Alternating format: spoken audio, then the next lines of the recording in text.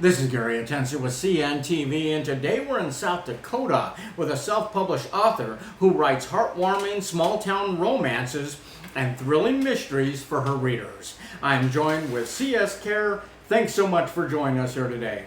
Oh, thanks for having me. It's a pleasure. Let's start off a little bit about yourself. And you're formerly educated at Black Hills State University. You have also lived in the Black Hills of South Dakota. You've been happily married for really nearly half a century. Share with us, first of all, how maybe some of your work in the past industries, has ultimately led you to become an author. I started out when we were married as a stay-at-home mom. We had 2 children, and when my youngest brother graduated from college, and I always thought I was smarter than him, so maybe I should go to college too. So I went to college. I got a degree in math education and one in mathematics. And I became a math teacher, because math teachers don't have to be coaches. I'm not a coach of any sport. I'm not athletic, period. Yeah. But I didn't like it. So then I went into a state agency, research, and was hired as a statistician. And I was there for a while. I got into technical writing, which I absolutely loved. And so I did that for a while. And then I left there and I came to Rapid City, and I started working at a college here as a newsletter editor. But that was an hour drive from home. And I found work close to home with Forest Service as a timber sale accountant, which I hated. And I went on vacation, and when I got back, I found out they had abolished my job. So then I got a job as an archaeological technician, because I love history. So I did field work and reports on our field work. We did digs, we did all kinds of things. And then I got my dream job. On the day that I was an extra on the set of National Treasure 2. On the day I went there, I got my dream job as a technical writer editor in Boise. So I went there and finished out my federal career there.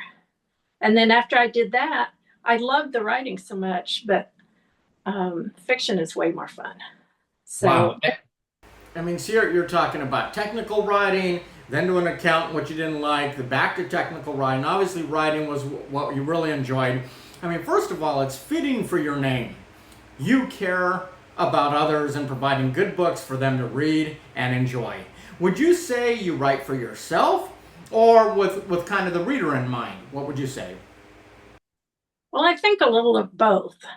Okay. I write because that's who I am, and the stories are in my head. But as I write, I'm hoping the readers will enjoy them. So I'm bringing in mostly myself, but I'm telling a story to my readers and hoping that they will like them. Excellent. So the idea obviously is you, and yet you're just hoping they enjoy it as well. I mean, you have worked in many fields before you retired from technical writing, and you could then focus your energy on writing that you really enjoy. Do your past experience, would you say, find their way kind of into your writing? Yes. My very first book, The Treasure of Adonis, I dreamed up while I was working as my timber sale accountant. It was such a boring job, and it was only active like certain parts of the month. So those other parts, it was pretty dull. So I actually plotted the book while working there. So that was a big piece of it. Also, I have an unpublished book that has to do with archaeology, and that will come about sometime. I wrote it, and it's still not there. So over the time since I finished it, and now I've written other books, but now it's like I have figured out what it's missing, so I'm going to go back and fill that in. Interesting. So you let some of those ideas stew for a little while, and you can get back to them. How far back can you remember your love for writing? And who would you say inspired you to write, or maybe was your greatest influence? You know, I've been a reader since I can remember. Um, but as far as writing, I had a high school teacher that had us write poetry and essays, and he always complimented me. And one time he said, "You should be a writer." And it just went right over my head. You know, I thought, "Oh, yeah, a writer, ha ha ha," as if I could ever be one. And I wish I had taken him more seriously looking back. But that he was the first one who said, "You should write." Wow, interesting. So you didn't, someone else believed in you more than you actually believed in yourself back then about what you're able to do. And obviously you've come to learn that is true. I mean, a game changer in the industry was self-publishing. How did this industry shift affect you, would you say? Well, it gave me more hope. When I wrote my first book, I sent it into agents and I got it back. And of course, nobody was interested in it. And after so long, I just put it in the closet and that was it. The first writer's workshop I went to, the guy that was kind of the MC said it took him 25 years to find an agent. And I thought, I'm 60 years old. I don't have 25 years to wait for an agent. And so at that time, self-publishing was just not brand new, but it was just getting going. And so I thought, well, I don't have 25 years. I might as well self-publish. So that was the depth of thought I put into it. Yeah, definitely a game changer. Could really speed up that time clock for you. I mean, you now help others with writing and self-publishing. How did you learn that self-publishing yourself, and why was it such a good fit for you? And do you think it's a good fit for other people as well? It depends on the person. It's a good fit for me. I learned it just by doing it. And I made a lot of mistakes but I started taking workshops online or I went to conferences and I learned a lot through other people. So as I went along, I learned more about how to do it. I like the total control I have over it. I get 100%, well, not 100, but like 90% of the royalties. And I'm good with that. Where my friends who are traditionally published, they get like 25, maybe less, you know. And I don't know, I just like the control. I get to choose the covers. I get to choose my editor. I get to choose whatever. The hardest part is marketing. I am still learning how to market. And for me, that's the hardest part. I'm usually a wallflower. So for me, I have had to change that part of me to learn how to put myself out there and say, yep, I'm an author and I write sweet books. A lot of people want sweet books. And that's what you're basically doing today, basically introducing yourself, introducing your book. I mean, I find authors all the time that are so good, and yet they're afraid to come on the TV show with me and actually just share their story. So I think that's great. I mean, to educate our viewers out there, how does self-publishing kind of differ from traditional publishing? And would you say traditional is possibly maybe still in your future? It is. It is. Self-publishing, you do everything yourself. And you can't take the cheap route. You have to have an awesome book cover. And unless you're a graphic designer, you know, you can look at books and tell the authors who made it themselves. And I'm not dissing them. They're, you know, more power to them. But if you look at the market, covers are like 90% of what people buy from. So you have to have an excellent cover. You have to have a good editor, and they are expensive. But again, you can read books and tell if the author's wife edited it, you know, because she did good in English class, or the person had a professional editor. You have to do that. That's your own expense. Where traditional publishing, those things are taken care of by the publisher, which is part of the reason you get smaller royalties. You're paying back what they spent on you. Yeah. So I understand that. Yeah. Well, we say don't don't judge a book by its cover, but that's exactly what we do. And so it's important we put that book cover out there, that something that's great from a professional knows how to do it. I mean, heartwarming small town romances like Finding Love in the Snow, Christmas Eve Wedding, and fun stories like Five Grannies Go to the Ball. Where do you get your ideas from for some of these plots in your writing? The Five Grannies Go to the Ball came from a dream I had about my 4 friends and I winning a beauty contest. And it was funny because all the young girls were so upset. And we said, well, we won because we're still beautiful and we can do things. And so I just took that idea and ran with it. And as far as Finding Love in the Snow, on the way between Silverton and Ouray, Colorado, at this avalanche site, there are 3 crosses on the road. And I have, ever since the first time I saw them, it's in honor of 3 people who were killed in avalanches there. And ever since that, I've thought about that. So I incorporated that into my Finding Love in the Snow.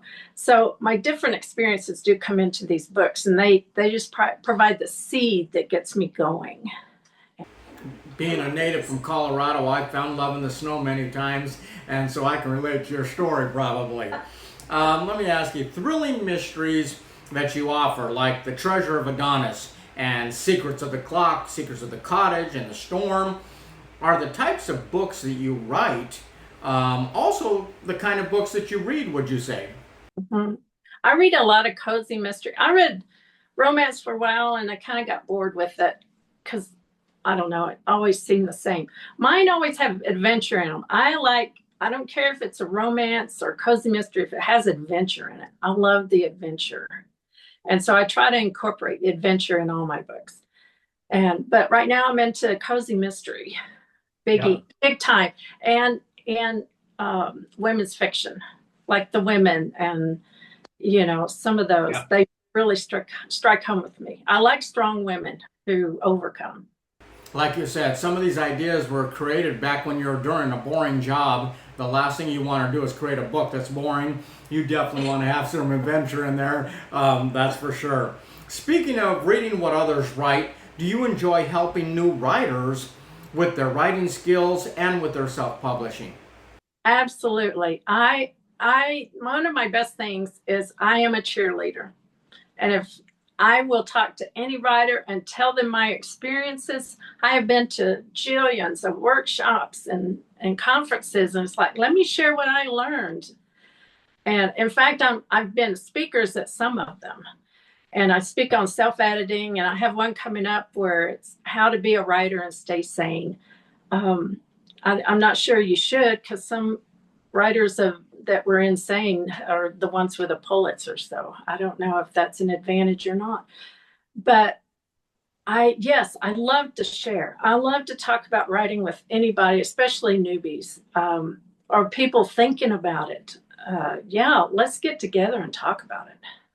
That's exciting. I mean, you've expanded your knowledge in this industry, attending many writing conferences, like you say. You've even, we're talking about teaching others on a speaking platform. That's got to be kind of exciting. Do you have right now a book in the works? And where can our viewers find your current works to purchase? Yes, I have a book in the works. It's the book 2 that comes after Walkers on the Run. This will be Walkers on Water, because the characters go on a cruise. And it's a fun, cozy mystery. I try to put a lot of humor in it, because to me, and I'm one of them, old people are fun. And I try to incorporate that. I'm working on that one. And as I said, I have at least 3 others written that I need to get back to and get finished. That's great. That's great. Before we let you go, what advice do you have for those wanting to become a writer, maybe who don't believe in themselves, and they didn't have someone like you that said, hey, you ought to look into writing, and that idea went over your head? What would you say to someone who's thinking about being a writer? Try it. All you need is pencil and paper. Right. And the thing is, the gift of storytelling it's a gift. Storytelling is a gift. Writing is a skill and a craft. Learn it. Learn the craft. And it's more than high school English. It's way more than that. So learn your craft. There's books about it. There's workshops. There's everything. Learn the craft. It took C.S. Kjar, the author, really much time to know she was a writer. Now that she has, and you've been really a finalist for multiple awards, is this rewarding work for you? Yes. I mean, it's like I finally figured out who I am, who I was supposed to be. And that is the greatest feeling in the world. I have searched my whole life trying to figure out who I was supposed to be. And I finally found it. Excellent. I enjoy sharing your story, and even though it's marketing to the world, they basically get to know you, and I think it's a great story to put out there. Viewers, let's take a look at the bottom of the screen right there. What you're going to see is her website. On the website, see all the books she's written. Find her blog where she posts weekly, and you can also sign up for her newsletter as well. I mean, for you new writers out there, she has some self-editing hints and tips right there on her website as well. Once again, that is C.S. Kjar. Books that show good always wins, and love is the greatest of all. This is Gary Atencio with CNTV. And if you don't know, now you know.